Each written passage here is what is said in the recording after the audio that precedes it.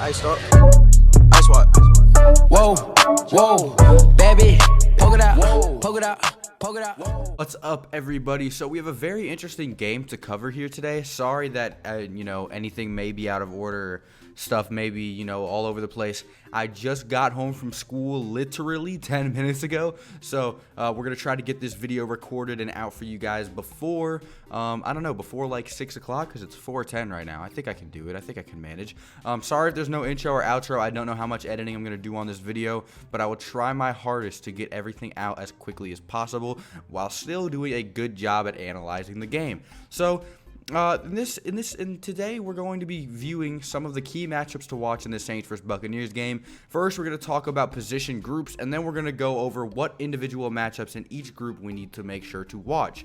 The first thing I would like to start off with is none other than the New Orleans Saints offense versus the Tampa Bay Buccaneers defense, because this is a big one.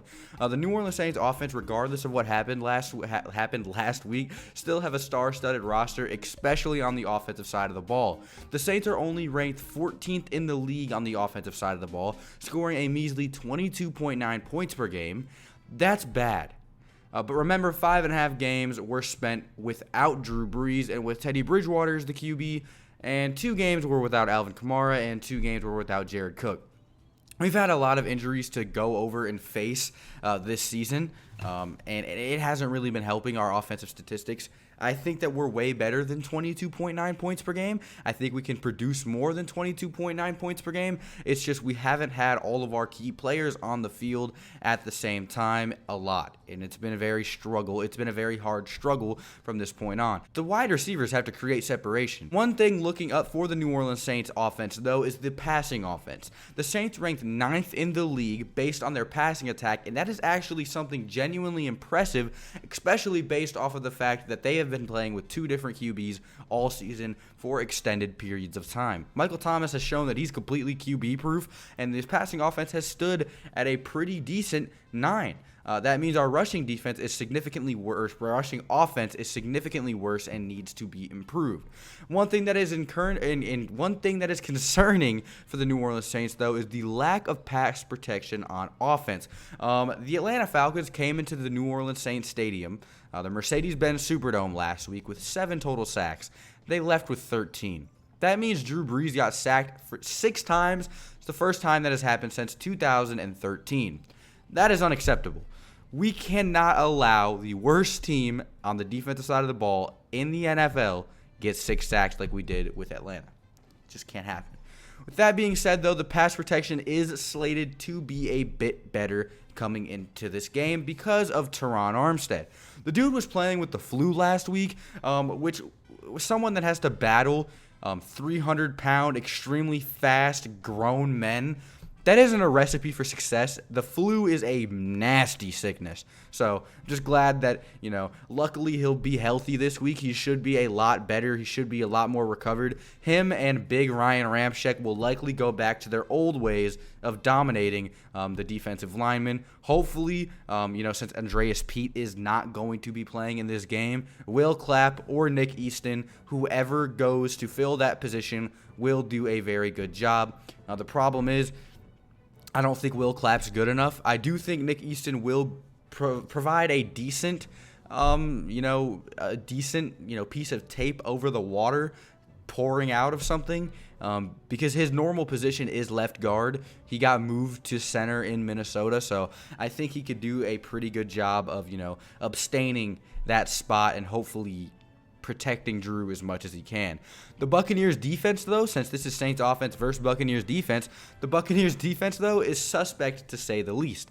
Tampa's defense ranks 32nd in the NFL, allowing an astonishing 31 points per game. If Drew Brees needs a game to get back to his old ways, it's this one. The Buccaneers defense is still not all bad despite what I just told you. Crazily enough, the Buccaneers have the league's best rushing defense, which is absolutely insane, allowing only 77.8 yards per game.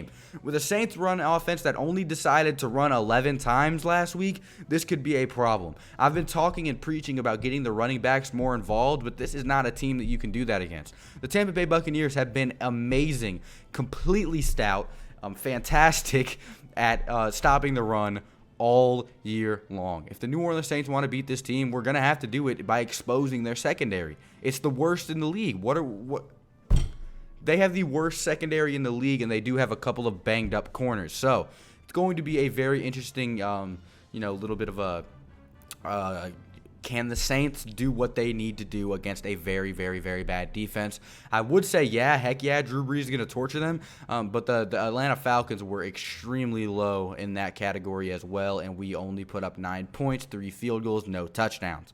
Individual matchups to watch on this side of the ball. Michael Thomas, who is the league leader in receptions and yards, 86 receptions, 1,027 yards, versus Carlton Davis. He's been outstanding. He hasn't been a fantastic corner, but definitely way better than anybody else on that team, but only if he returns to the lineup after missing last week with a hip injury.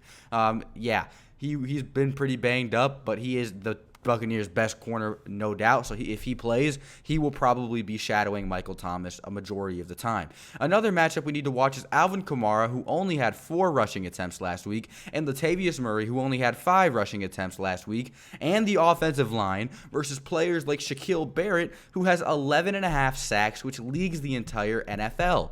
The most amount of sacks for an individual player in the league. He's been phenomenal. He's been absolutely amazing. Shaquille Barrett has shown that he is an elite pass rusher. We have to try to hold our own against him. The New Orleans Saints offensive line has handled business against almost every big name in the NFL. Can we do it again against Shaq Barrett, who we shut out last time? It's time to find out who has the edge here, just simply because of what I saw last time and the fact that the Saints are going to come into this game pissed off. I think the Saints offense has the edge over the Buccaneers defense. Let's move into the next one. The next thing I'd like to cover is something that is literally the exact opposite of what we just covered. The Buccaneers offense versus the New Orleans Saints defense. And let's start out with the obvious. Jameis Winston leads the league in turnovers. Total turnovers. He has 14 picks on the year, and I don't even know how many fumbles. It's week 11. But he hasn't been a bad quarterback. He's mastered the 2-minute offense and has been a competent quarterback for the past few weeks, for the most part. Jameis's 2,765 passing yards and 19 touchdowns is the most through 9 games in team history. He is literally a decision-making reform away from being a franchise QB, and Bruce Arians sees that, which is exactly why he's thinking about re-signing him long-term next year. The Buccaneers also have 2 insane wide receivers in Mike Evans and Chris Godwin. Mike Evans is the second in the league with 924 receiving yards, and Chris Godwin is 4th in the league with 840 yards. That's going to be a daunting task for the New Orleans Saints defense. This Saints defense has been ranked 5th in the league up to this point, but will be without one of its best players in cornerback Marshawn Lattimore, who in the last matchup completely shut out Mike Evans. He had 0 receptions, 0 yards, 0 anything. Chris Godwin had a solid game last time he came to New Orleans with 7 receptions for 125 yards and 2 touchdowns just earlier this season. But a lot of, half of that was contributed to the stat padding and garbage time from Jameis Winston. The Saints defense has been ranked number 4 in the past since week 4, only allowing 187.8 yards per game. The Bucs passing offense has been number 1 in the league since that same time span with 306.7 yards per game. So this is definitely a big deal. It says a lot. Expect Eli Apple to take Sean's spot, PJ Williams to fill in where Eli Apple usually is, and Chauncey Gardner-Johnson to hold down the slot yet again. If the Saints can't stop the 2 literal number 1 Pro Bowl wide receivers in Tampa Bay, it's going to be a long day, and it's going to be a problem. We're going to be in trouble. Individual matchups in this category to watch: Eli Apple versus Mike Evans, PJ Williams versus Chris Godwin. Look for a lot of safety help from the likely all-pro safety Marcus Williams, because literally they have 2 fantastic wide receivers. Who do I think has the edge here? I'm going to be realistic, and I'm going to say Tampa Bay's offense does have the edge here.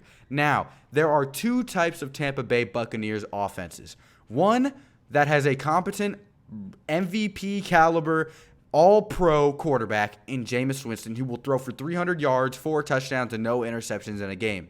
Then there's the other Tampa Bay Buccaneers offense where Jameis Winston throws 5 interceptions, no touchdowns, and negative yardage.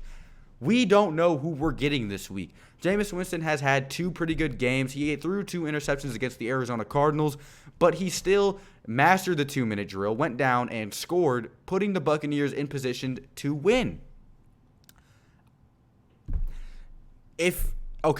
I'm still going to give the edge to the Tampa Bay Buccaneers simply because they have the #1 passing offense in the league, and I don't know how well Eli Apple will fare versus one of the best wide receivers in the league in Mike Evans, and I don't know how well P.J. Williams is going to do against one of the best wide receivers in the league statistically right now in Chris Godwin. So I'm going to give the edge to the Tampa Bay Buccaneers offense. I think this is going to be a shootout. I think it's going to be a very high offensive game. So let's move on to the next matchup to watch. And, okay, this isn't really a matchup, but it's something that needs to be talked about. Sean Payton versus himself. This dude, Sean Payton, has been a fantastic coach all year. He led the Saints, Drew Breesless with Teddy Bridgewater to a 5-0 record, did all of the things nobody thought we were going to do. Went to Chicago, beat the urine out of the Chicago Bears, went to Seattle, beat the piss out of Seattle. And then he goes at home against Atlanta, throws the ball 45 times while running it 11, only 9 of those running attempts being to the running backs, 4 to Alvin Kamara and 5 to Latavius Murray. What happened last week? And will Sean Payton reform, change his ways, and put us in position to go to Tampa and get this road win while I'm finally going to a game? That is something that I don't know, but I hope. So who statistically has the edge in this game? What do I think? So just basing my decision solely off of stats, I think the New Orleans Saints offense isn't better, but it's more competent and more safe than the Tampa Bay Buccaneers offense. I do believe the Tampa Bay Buccaneers do have a better passing offense than the New Orleans Saints. I mean, look at their wide receivers. The problem with the New Orleans Saints has been they don't have a #2 wide receiver. Tampa has 2 #1s. So I believe talent-wise, Tampa Bay has it, but talent isn't always the biggest thing you need. Sometimes you need a veteran mind to push you past other obstacles, and I think that the Saints have that in Drew Brees. I also believe the Saints have a much better defense, literally much better. You cannot get worse than Tampa Bay. They're dead last in the league. So I think if the New Orleans Saints use Drew Brees' street smarts, his amazing ability to pick apart defenses, we can win this game. We need to utilize our running backs more, though, regardless of what defensive statistics the Tampa Bay Buccaneers have. I'm going just to say that the Saints have the edge in this game. My full prediction will be out tomorrow, where we talk about not just key matchups, but the entirety of the game as a whole. I will give you guys the score there. I still don't know if I'm going to predict the Saints or Tampa Bay to win, but you can find out tomorrow because in all honesty, it's a toss-up for me. Thank you guys so much for watching. If you liked the video, go ahead and like it. If you want to, share it around. Do whatever you want to do. Thank you guys so much for watching, and I'll see you boys in the next one. Adios. Ballin' like Barkley, wrist so sparkly, internet surfing, feel like I